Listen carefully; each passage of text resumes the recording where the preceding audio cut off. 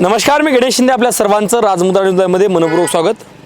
आज आपण आहोत नांदेड उत्तर विधानसभा मतदारसंघातील आलेगाव या गावामध्ये जवळपास 1150 मतदान आहे आणि आज आपण त्या मतदारांचा नेमका कोल पाहणार आहोत. आपण लोकसभेला देखील कोल दिला होता, त्यामध्ये राजमुद्राचा दिलेला सर्वे हा 99% खरा ठरला आहे.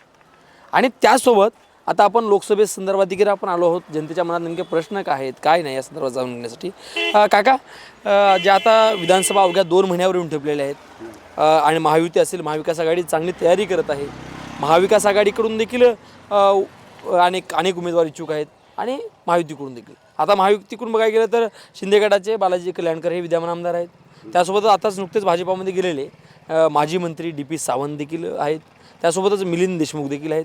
तर काँग्रेसकडून विठ्ठलभाऊ पावडे असतील, राजेश पावडे असतील, महेश देशमुख असतील आणि अब्दुल सत्तार असतील, हे देखील नावं चर्चेमध्ये आहेत. त्यासोबत अन्य देखील अजून नाव, आज शिवसेना उद्धव बाळासाहेब ठाकरे गटाकडून दत्ता पाटील कोकाटे जिल्हाध्यक्ष यांचं देखील नाव चर्चेमध्ये आहे. त्यासोबत बंडू खेडकर यांचं देखील नाव चर्चेमध्ये आहे आणि त्यासोबतच माधव पावडे यांचं देखील नाव चर्चेमध्ये आहे. नेमकं विधानसभेत काय होईल, तुम्हाला काय वाटतं? तर आमच्या विधानसभेचं काय व्हायचं हे आमचं जरांगे पाटील जे सांगायले त्याच्यावर चालणार आहे. आमचं हिताचं जे त्यानं युद्ध धरलेलं आहे तो चालू ठेवलेला आहे. त्याच्या मागे पण लोक जाणारे आहेत. काही त्याच्यात थोडेफार इकडे तिकडे जाण्याचं राहतात. जसं आपण लोकसभेला बघितलं, जरांगे पाटलांनी काही उमेदवार दिले नव्हते, परंतु आता विधानसभेत देखील काही सांगता येत ना, देतील या ना देतील. उमेदवार दिले नव्हते, पण त्याच्या इशाऱ्यावर चालले ना लोक. मग आता यावेळेस इथला फायदा राज्यामध्ये महाविकास आघाडीला होईल का महायुतीला होईल? त्याचं काही सांगता येत नाही आजच. पण तुम्हाला काय वाटतं सर? मराठा आरक्षणावर मागल्यासारखं होईल समजा. मागल्यासारखंच होईल. जी कृषी धोरणं आहेत शेतकऱ्याबद्दल, विद्यार्थ्यांबद्दल, महिलांबद्दल, यावर आपलं काय मत आहे? धोरणं चांगली सरकारची आहे. धोरणाबद्दल काय नाही. मी या गावचा सरपंच आहे. कामायची याचे खूप निधी आहे, काय अडचण नाही. बालाजी कल्याणकर. म्हणजे तुम्ही कोणत्या गटाकडून आहे? त्या शिवसेनेकडून 2 शिवसेना. बालाजी कल्याणकर शिंदे गटावर. बरं, बालाजी कल्याणकर साहेबांनी 5 वर्षामध्ये किती वेळेस आरक्षणाचा मुद्दा म्हणताय तुम्ही, किती वेळेस आवाज उठवला आहे? आरक्षणाचा एकदा म्हणला नाही. 2 वेळेस उठवला. 2 वेळेस. तुम्हाला काय वाटतं बालाजी कल्याणकरचं काम चांगलं आहे, पण आम्ही आज जे समजा आतापर्यंत जे ठरलेलं आहे, जसं लोकसभेला जे जरांगे पाटलाचा फॅक्टर होता, जरांगे पाटील जे म्हणतील त्याच इशाऱ्यावर आज जवळपास 99% तर आमदार समाज त्याच कामात. बरं सर, तुम्ही एक आमदार साहेबाचे सरपंच आहात, तर त्यातून असं देखील झालं की आताच नुकतंच भाजपामध्ये माजी मंत्री असलेले, पालकमंत्री असलेले DP सावंत भाजपामध्ये गेलेत. सध्या महायुती आहे. DP सावंतला तिकीट मिळू शकेल का? जर पक्षाने महायुतीने आदेश दिला तर भाजपाकडून DP सावंत यांना जर उमेदवारी दिली तर तुमचा काय निर्णय राहील? तेच आहे काय जे भाजपानं उमेदवार द्या ते. आमदार साहेबाला तिकीट नाही भेटल्यानं काय करणार? युती असल्यावर तिकीट नाही भेटल्यानं काय करणार? तुमचं काय वाटतं? मला काय वाटते म्हणजे असं देखील होण्याचे चान्स राहू शकतात, काय सांगतात? कारण ते DP सावंत आहेत, त्याने मागे कामं चांगले केले. आता इथे तिकीट मिळते न मिळते ते काय सांगता येईल आजच आम्हाला. त्याच्या वरच्या लेवलच्या तिकिटावर आहे. बरं बाबा, तुम्ही बरेच राजकारण बघताय, जवळून पाहताय. शिवसेनेकडून उद्धव बाळासाहेब ठाकरे गटाकडून दत्ता पाटील कोकाटे असतील, दोघं तिघे नाव चर्चेमध्ये आहेत. नेमकं कोणचं नाव चांगलं आहे, तुम्हाला काय वाटतं? सध्या नाही, लोकांच्या नावं आता भरपूर आहे. विठ्ठल टकचं हे आलंय, माधव पावडेचं हे आलंय, पुन्हा या आपल्या विठ्ठल पाटलाचं हे आलंय काँग्रेसकडून. बरेच लोकांची नावं आहेत. मग आता त्याच्यात निश्चित कोणतं सांगता येत नाही आपल्याला. सगळे बेजार व्हायले. आता ते विठ्ठल पाटील गावगाव मूर्ती वाटायली आहेत, भरपूर मूर्ती वाटायली. त्याने नाही, त्याने मुद्दा मांडलाच नाही आमच्यापाशी, एकदाही मांडला नाही. कल्याणकरांनं याचा मांडलाच नाही. आरक्षणाचा एकही मुद्दा मांडला नाही. तिकडे माघाऱ्या मांडल्या असे, गावात येऊन मांडला नाही मांडला त्याने. वैयक्तिकरित्या त्यानं कोणतं बोलले नाही. हां, नाही बोलत नाही ना. वैयक्तिकरित्या आमदार साहेब आरक्षणाबद्दल काही बोलले नाहीत. मात्र कामाच्या दृष्टीनं आमदार साहेब हे अतिशय योग्य आहेत. गावात अतिशय योग्य निधी आलेला आहे. स्मशानभूमीचं काम पूर्ण झालेलं आहे. सिमेंट रस्त्याचे कामं झालेले आहेत. नाल्याचे रस्ते झालेले आहेत. म्हणजे जवळपास आमदार साहेबांनी आमच्या गावामध्ये कुठलंही काम ठेवलेलं नाही. अतिशय योग्य रीतीनं कामाचं नियोजन आहे आमदार साहेबाचं. आता इथं जातीवाद वेगळा झाला. जातीसाठी माती म्हणून आम्ही शेवटी जरांगे पाटलाच्या तिकडे जाणार. एवढी जातीसाठी माती म्हणून आम्ही तिकडे जाणार. पण कामाच्या दृष्टीनं आणि विकासाच्या दृष्टीनं आमदार बालाजी कल्याणकर साहेब अतिशय योग्य. हां, मान्य नाही. आम्ही फक्त बालाजी कल्याणकर पाहिला होता. आम्ही गट तट कुठलाही पाहिलेला नव्हता तेव्हासुद्धा. आम्ही बालाजी कल्याणकरांची लोकप्रियता पाहिलेली होती. अख्ख्या महापौर पदामध्ये सर्वजण पडून एकमेव महापौर सैन्याचे नगरसेवक बालाजी कल्याणकर आले होते. त्याच्या वार्डात जवळपास 35,000 वोटिंग आहे. अतिशय प्रबळ दावेदार. ग्रामीण भागात सुद्धा कामाच्या दृष्टीनं अतिशय आज आम्हाला जलसिंचनचं राहू द्या, घरापरत नळ आहे, घरापरत नाली आहे. आता रस्त्याचे कामं पाहतो मी आमच्या गावात चोहीकडं. आम्हाला स्मशानभूमी नव्हती. स्मशानभूमी आम्हाला पार नदीत जावं लागत गेलं. आम्हाला पुरातमध्ये जाळावं लागायची. म्हणजे जे परत होते ते पुरात जाळावं लागायची. तर आम्हाला अलीकडे घेऊन व्यवस्थित सेळ केले. नाही थोडक्यात नाही, भरपूर. आत्तापर्यंत कोण्याच आमदाराने एवढं कामं केलं नाही तेवढे बालाजी कल्याणकरनी आमचे कामं केले. 3.5 कोटी रुपयाचा निधी 1100 मतामध्ये बालाजी कल्याणकरांनी दिला. कल्याणकर साहेब जर म्हणतील याला करा तर आम्ही त्याला करू. सर्वप्रथम जरांगे राहतील. सर्वपर्यंत जात नंतर मग काय बी असं. तुम्हाला काय वाटते बाबा? मला वाटतं शेतकऱ्याचे पण मार्गी लागावं पाहिजे. 2 वर्षाच्या पीक विमा मंजूर व्हायला आणि 25% मिळतो आणि 75% मागं ठेवतो. दरवर्षी 2-3 वर्षाला अशाच प्रकारचं घडत चाललं आहे. शेतकऱ्याच्या मागं कोण राहण्यात आलं. ही योजना राबवली ही चांगली गोष्ट आहे महिलाकरता. पण माझे सर्व भाव योग्य मिळाला पाहिजे.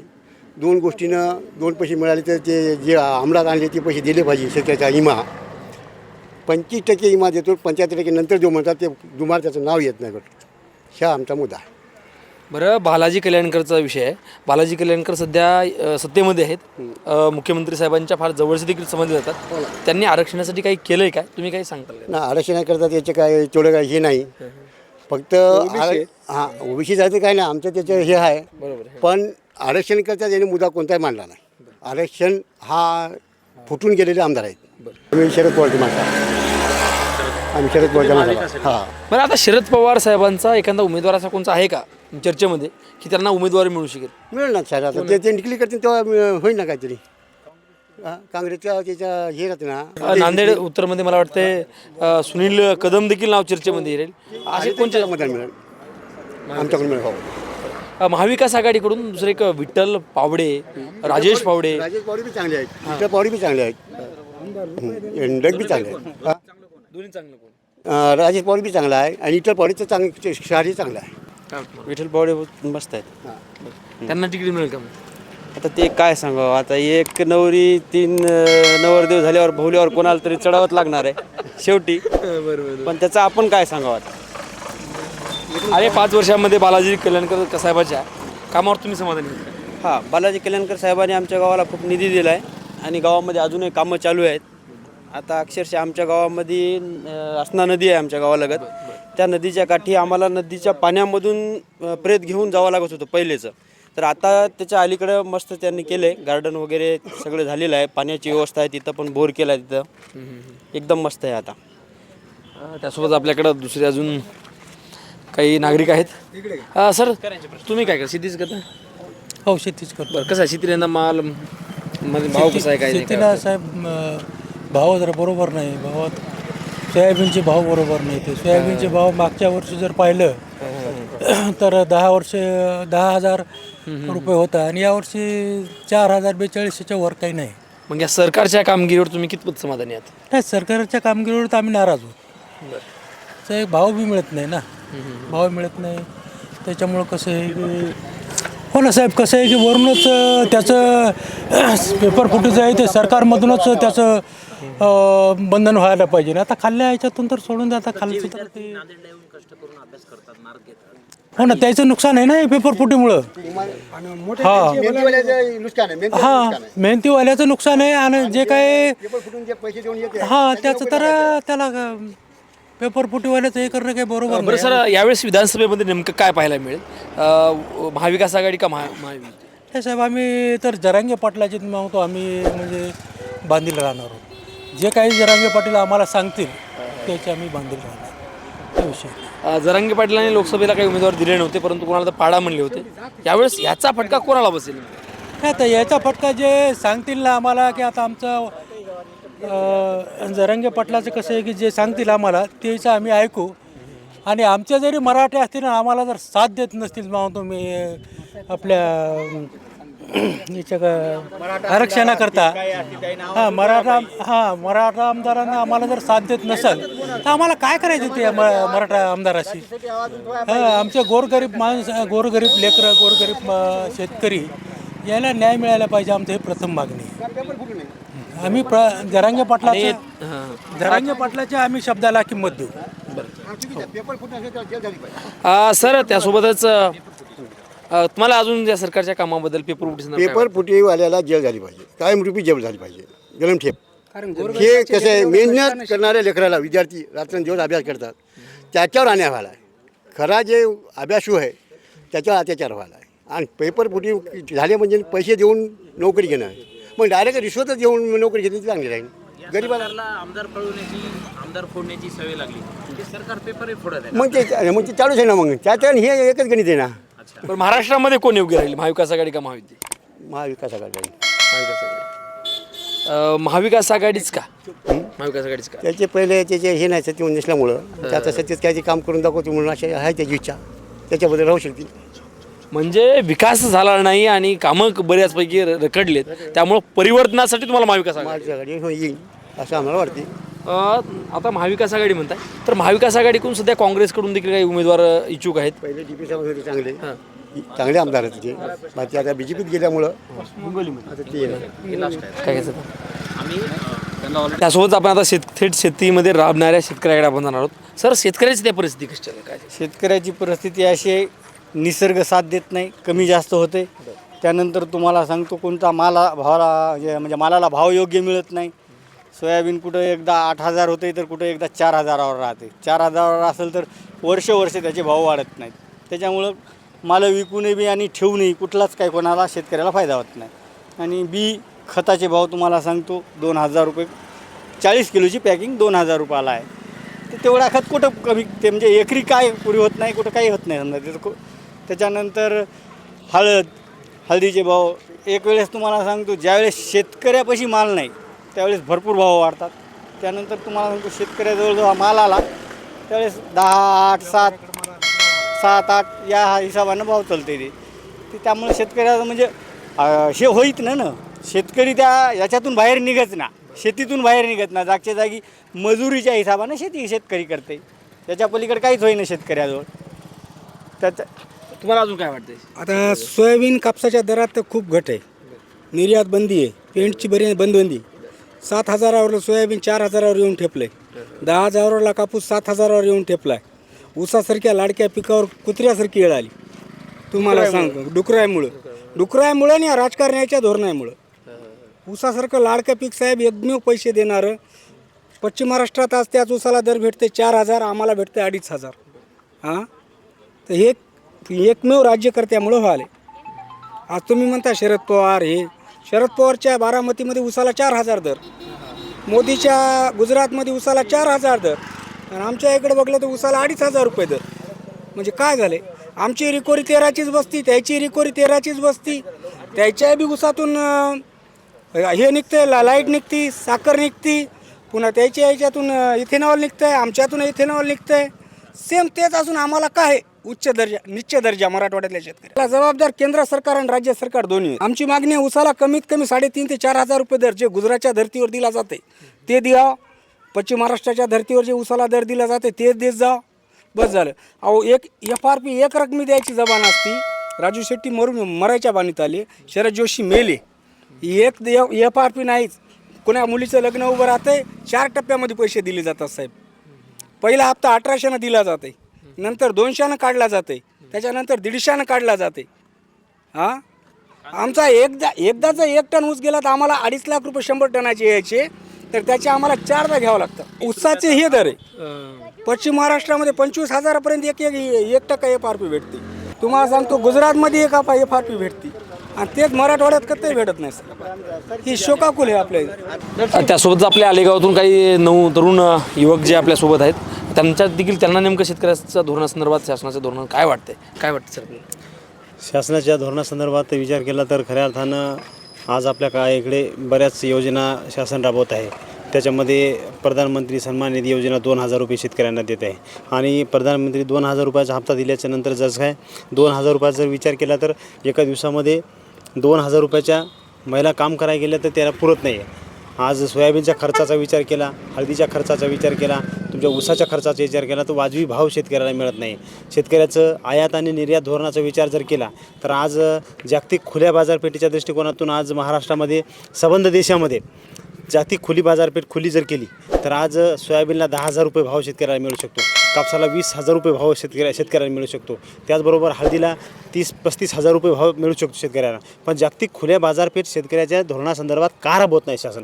आज महाराष्ट्रामध्ये लाडकी बहीण योजना दिली, शेतकऱ्यांना 2,000 रुपये सन्मान निधी दिला गेला, त्याचबरोबर निराधारांना पैसे देण्यात आले, त्याचबरोबर कोपनच्या दृष्टिकोनातून सर्व मोफत धान्य देखील दिलं. ह्या सगळ्या गोष्टीची आवश्यकताच नाही मुळात शेतकऱ्यांना. शेतकरी वर्ग अशा पद्धतीचा विचार करत असेल तर शासनाला 10,000 रुपये महिना शेतकरी देऊ शकतो. 2,000 रुपयाची तुमची योजना नको आहे, तुमची 1,500 रुपयाची तुमची लाडकी बहीण योजना नको आहे. तर या दृष्टिकोनातून आज सोयाबीनचा भाव 1947-48 पासून आपण पाहिलं तर सोयाबीनचा भाव निनीपाई जवळपास किती 3,000-4,000 गेला. 1947-48 विचार केला आपण तर 63-64 रुपये तोला सोनं होतं. तर आज सोन्याचा भाव 70,000 रुपये 80,000 रुपये झाला. आणि या दृष्टिकोनातून आज सोयाबीनचा भाव जर विचार केला तर त्यावेळेस बी 1,000 रुपये सोयाबीनचा भाव होता, आज 3,000 रुपये सोयाबीन चालले. त्याचबरोबर हळदीचा भाव पाहिला आपण, त्यावेळेस हळदी आपल्या 3-4 हजार रुपयाच्या जात गेल्या, आज 10,000 रुपये हळद झाली. त्याचबरोबर ऊसाचा भाव पाहिला आपण की 100 रुपये 150 रुपये टन होता, आज 3,000 रुपये झाला, 10 पटीने वाढलं. पण सोन्याचा भाव 64 रुपये होता तर आज किती पटीने वाढला? आज या दृष्टिकोनातून विचार केला तर हे शासन शेतकऱ्याच्या 100% विरोधी आहे आणि शेतकऱ्यांना कुठल्याही पद्धतीचं शेतकऱ्यांच्या तोंडाला पाणी पुसण्याचं काम शासन करते. स्वामीनाथन आयोग लागू करायला पाहिजे. स्वामीनाथन आयोगामध्ये काय सांगितलं की बाबा 1 वर्ष दुष्काळ जर पडला तर शेतकरी 10 वर्षे मागा जातो. या दृष्टिकोनातून शेतकऱ्यांना मोफत बियाणं दिलं पाहिजे, मोफत खताची सबसिडी, खताच्यावर अनेक सबसिड्या निर्माण केल्या, खतावर टॅक्स मोठ्या प्रमाणात लागले गेले. 40 रुपया तुमचं 400 रुपयाचं पोतं आज 2,000 रुपयावर गेलं. त्याचबरोबर तुमचं 1,001 रुपयाचं पोतं तुमचं पोटॅसचं आज 1800-1900 रुपयावर गेलं.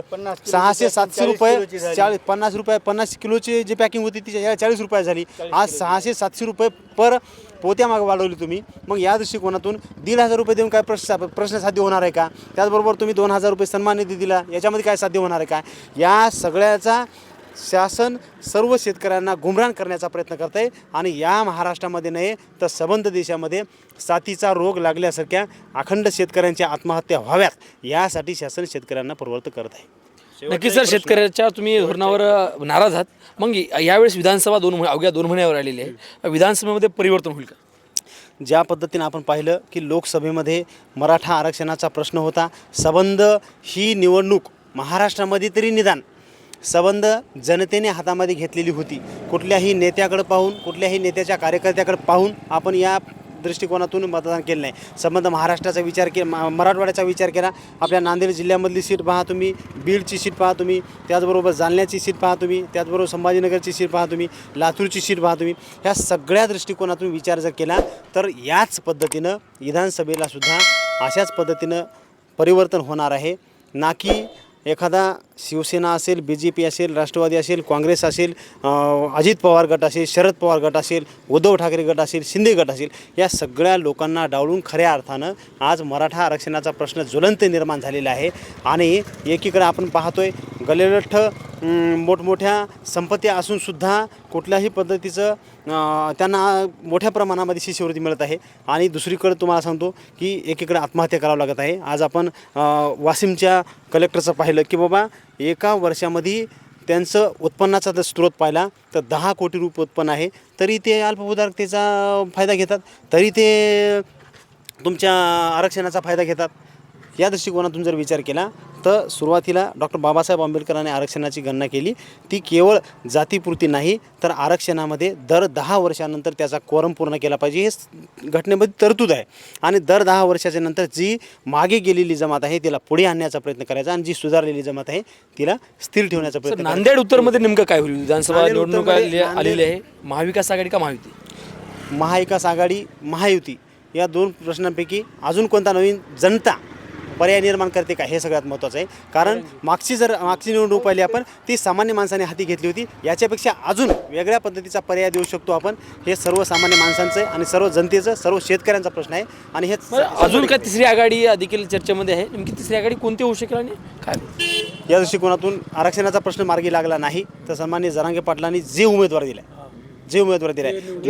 ना की मराठा समाजाचा आहे, बौद्ध समाजाचा आहे, धनगर समाजाचा आहे, साळ्याचा आहे, माळ्याचा आहे, तेल्याचा आहे, कुणब्याचा कोश आहे, सर्व जाती धर्माला सोबत घेऊन आरक्षणाचा लढा आम्ही सगळेजण लढत आहोत. त्या दृष्टिकोनातून या सगळं मार्ग काढण्यासाठी या सत्ताधाऱ्यांना त्यांची जागा दाखवण्यासाठी नवीन 100% पर्याय निर्माण होऊ शकतो आणि तो जनता 100% सत्यात उतरवून दाखवेल. तुमच्या उत्तरमध्ये बालाजी कल्याणकर आमदार होते, त्यांच्या कामावर तुम्ही समाधानी आहात का? बालाजी कल्याणकरांनी कामं केली, पण सर्वात महत्त्वाची गोष्ट ही आहे की शासकीय दृष्टिकोनातून जर विचार केला तर आज आरक्षणाचा ज्वलंत प्रश्न आहे. सगळ्यात मोठा जीवनाचा आणि मरणाचा अंतिम लढाई आरक्षणाची आहे, जे की आपण कालचा मोर्चा पाहिला नांदेडमध्ये. 1990 पासूनचे आज ताग आहे, जवळपास 70-80 लोकांनी आत्महत्या केल्या. त्याचबरोबर साथीचा रोग लागल्यासारखे शेतकरी मत आहेत. बालाजी कल्याणकर एक भाग वगळता एका बालाजी कल्याणकरनं मतदारसंघात काम केलं, त्याच्यापेक्षा वर सरकार चालवणाऱ्या लोकांना धडा शिकवण्यासाठी जनता पर्याय निर्माण करू शकते. नक्कीच त्यासोबत आपल्यासोबत देखील आहेत. बाबा तुम्ही काय करताय? आम्ही शेतीच करतो. कसं शेतीला माल भाव कसा आहे? भाऊ नाही मला वाटतं तुम्ही शेतीमधून आल्या, शेतामधून आल्या. शेतून झालं ना, कसं आहे भाव? बरं आहे? भावत नाही ना, भावच नाही. मग यावेळेस काय होईल? मग यावेळेस परिवर्तन होणार. परिवर्तन होणार. हो बिलकुल 101%. नांदेड उत्तरमध्ये कोण राहील? शिवसेनेचे उद्धव बाळासाहेब ठाकरे गटाचा माणूस राहील का, काँग्रेस राहील का, भाजपचा राहील का? बाळासाहेबाचा राहील. बाळासाहेबाचा माणूस आहे. आता बाळासाहेब जवळपास 2-3 नावं चर्चेमध्ये आहेत. दत्ता पाटील कोकाटे असतील, माधव पावडे असतील किंवा बंडू खेडकर असतील. या तिन्ही कोणता माणूस चांगला वाटेल? कोणी राहू द्या, जे देतील ते राहील. ते शिवसेना उद्धव बाळासाहेब ठाकरे गटाचाच माणूस राहील, त्यांचं देखील म्हणणं आहे. त्यासोबत आपल्याकडं सर आपण काय करता? मी MSCB आहे. MSC मध्ये. तुम्हाला काय वाटते कोणतं सरकारचं योग्य राहील? सरकार चांगलं काम केलं पाहिजे सरकारने, असं सार्वजनिक विचार करून निर्णय घेतले पाहिजे. आता काय व्हायलं की सर्व जनतेला गुमराह करायलेत. याला फुकट द्या, ही योजना फुकट द्या, ती योजना फुकट द्या, 1,500 रुपये द्या. हे देण्यापेक्षा शेतीमालाला भाव दिलेला ते महत्त्वाचं आहे. शेतीमालाची निर्यात बंदी उठवायला पाहिजे. शेतकरी जर समृद्ध झाला तर सर्वांगीण विकास देशाचा होईल.